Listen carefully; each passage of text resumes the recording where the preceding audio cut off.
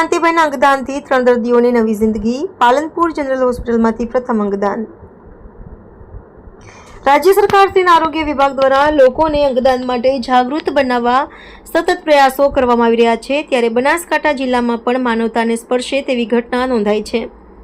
ડીસાના નિવાસી 44 વર્ષીય Kantibhai ઠક્કરનો brain dead થયા બાદ તેમના પરિવારજનોએ માનવતાનું ઉદાહરણ પૂરું પાડી તેમના કિડની, લીવર અને આંખોનું દાન કરવાનું નક્કી કર્યું હતું। આ અવસરે પાલનપુરની જનરલ હોસ્પિટલ ખાતેથી સૌપ્રથમવાર અંગદાનની પ્રક્રિયા સફળતાપૂર્વક અમલમાં મુકાઈ છે। બનાસ મેડિકલ કોલેજના ચેરમેન શ્રી પીજે ચૌધરીના જણાવ્યા અનુસાર કાંતિભાઈને 31 જુલાઈએ ગંભીર હાલતમાં પાલનપુર જનરલ હોસ્પિટલમાં દાખલ કરવામાં આવ્યા હતા। સારવાર દરમિયાન તેઓ બ્રેન ડેડ જાહેર થયા હતા। કાઉન્સેલિંગ બાદ તેમના પરિવારજનોએ ઉત્તમ નિર્ણય લઈ અંગદાનની મંજૂરી આપી હતી। વિશેષ છે કે આ કામગીરી વિધાનસભાના અધ્યક્ષ શ્રી શંકરભાઈ ચૌધરીના માર્ગદર્શન હેઠળ અને સરકારશ્રીની મંજૂરી બાદ જનરલ હોસ્પિટલના તબીબો અને અમદાવાદના સિમ્સ હોસ્પિટલના ટીમ દ્વારા સંકલિત રીતે હાથ ધરવામાં આવી હતી। કાંતિભાઈના દાન કરેલા અંગો બીજી 3 વ્યક્તિઓને નવજીવન આપશે। તેમનું લીવર, કિડની તથા આંખો દાનમાં લેવામાં આવ્યા। અંગદાનની કામગીરી માટે પાલનપુરથી અમદાવાદ સુધી ગ્રીન કોરિડોરની વિશેષ વ્યવસ્થા કરવામાં આવી હતી। જનરલ હોસ્પિટલના medical superintendent doctor Sunil Joshi, તબીબો, નર્સિંગ સ્ટાફ, સુરક્ષા કર્મચારીઓ અને સ્વયંસેવકી કાર્યકર્તાઓ દ્વારા સમર્પિત સેવા આપી જીવનદાયક કામગીરી સફળ બનાવી। કાંતિભાઈના ભાઈ શ્રી શૈલેષભાઈ ઠક્કરે જણાવ્યું કે તેમના ભાઈને અચાનક પડી જવાથી હેમરેજ થયું હતું। તેઓ શરૂઆતમાં ડીસા સિવિલ હોસ્પિટલ અને પછી પાલનપુર હોસ્પિટલમાં સારવાર હેઠળ રહ્યા હતા। પરિવારજનોએ નક્કી કર્યું કે કાંતિભાઈનું જીવન ભલે બચી ન શક્યું હોય, પરંતુ તેમના અંગો અન્ય લોકોને જીવ આપી શકે તે માનવીય ભાવનાથી તેમણે અંગદાન માટે સ્વીકૃતિ આપી। આ સમગ્ર પ્રકૃતિમાં અંગદાન જાગૃતિ માટે છેલ્લા 4 થી 5 વર્ષથી કાર્યરત શ્રી દિલીપ દેશમુખ દાદા તથા જનરલ હોસ્પિટલના તબીબોનો ઉમદા સહકાર હોય છે। જિલ્લાના નાગરિકોને વધુમાં વધુ અંગદાન માટે પ્રેરણા મળે તે માટે અપીલ પણ કરાઈ છે। આજે બનાસ જનરલ હોસ્પિટલ પાલનપુર ખાતે એક દર્દી જે 5 દિવસ પહેલાં એડમિટ થયા હતા, કાંતિભાઈ ઠક્કર એમનું નામ છે અને એમની ઉંમર 44 વર્ષની છે, અપરિણિત છે અને ડીસાના વતની છે। એમનું ગઈકાલ સાંજે બ્રેન ડેડ થયેલું અને એમને કાઉન્સેલિંગ કરતા એમના સગાઓએ છે એમના અંગદાન આપવા માટેની એમને સંમતિ બતાવેલી। એના અનુસંધાનમાં અમારી ડૉક્ટરોની ટીમ એની જે સોટો અને નોટો પ્રમાણેની જે ભારત સરકાર અને ગુજરાત સરકારશ્રીની સંસ્થાઓ છે એ અંતર્ગત જે કંઈ પ્રક્રિયા જે પ્રોસિજર કરવાની હતી એ પૂર્ણ થઈ ગયેલી છે।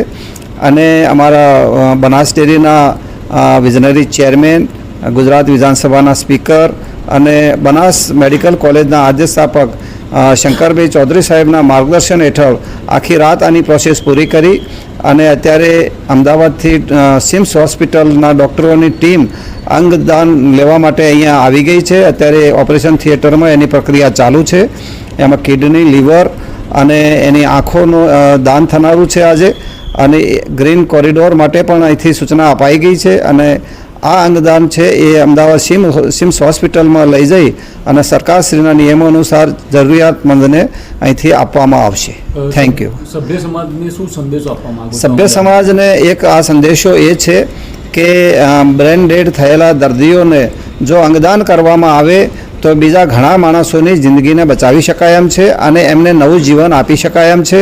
એટલે સભ્ય સમાજને મારી વિનંતી છે કે ભગવાન ન કરે પણ કોઈ અકસ્માતમાં કે એમ કોઈ સ્નેહ સંબંધીનું બ્રેન ડેડ થાય તો અંગદાન માટે બનાસ જનરલ હોસ્પિટલ પાલનપુરને જાણ કરવામાં આવશે તો એ પ્રમાણેની આગળની કાર્યવાહી કરવામાં આવશે। આ બનાસ જનરલ હોસ્પિટલ પાલનપુર ખાતેનું આ એક સૌથી પહેલું અંગદાનનું કામ છે અને અમારા ડૉક્ટરોની ટીમને અભિનંદન આપું છું કે એમણે સફળતાપૂર્વક અભિયાન પાર પાડ્યું છે।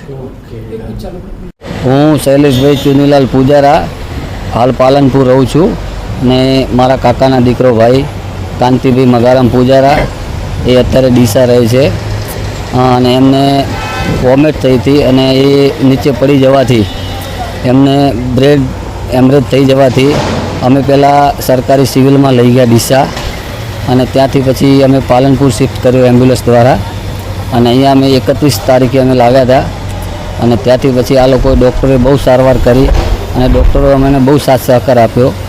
એમ છતાં એનું જીવન ન બચાવી શક્યા અમે તો, પણ અમે પછી અમારા પરિવારજનો અને એમના નાના ભાઈઓ અને એમના મમ્મીએ બધા અમે લોકો નિર્ણય કર્યો કે ચલો ભાઈ કાંતિભાઈનો તો જીવ નથી બચ્યો, પણ આપણે આ એક સારું કામ કરી નાખીએ. અમારા વડીલ શ્રી એવા રમેશભાઈ, આરસી પૂજારા, રવિભાઈ, મુન્નાભાઈ, આ બધા વડીલોને અમે સલાહ સૂચન લઈ અને અમે આ પગલું ભર્યું કે અમે એમનું કાંતિભાઈનું અંગદાન કરી દઈએ. તો આનાથી અમને થોડુંક કાંતિભાઈના આત્માને પણ સર્વકમાં વાસ મળે અને એમના આત્માને શાંતિ મળે. ચલો કાંતિભાઈ તો નથી બચ્યા ત્યારે, પણ એમના જે પાર્ટ્સ અંદર આવતા હોય છે, હૃદય છે, કિડની છે, લીવર છે, આવા જે પણ બોડીના પાર્ટ્સ અમે અંગદાન કર્યું છે અને અમને સિવિલ હોસ્પિટલથી બહુ સારું એવું મતલબ કે પ્રોત્સાહન મળેલ છે એવું.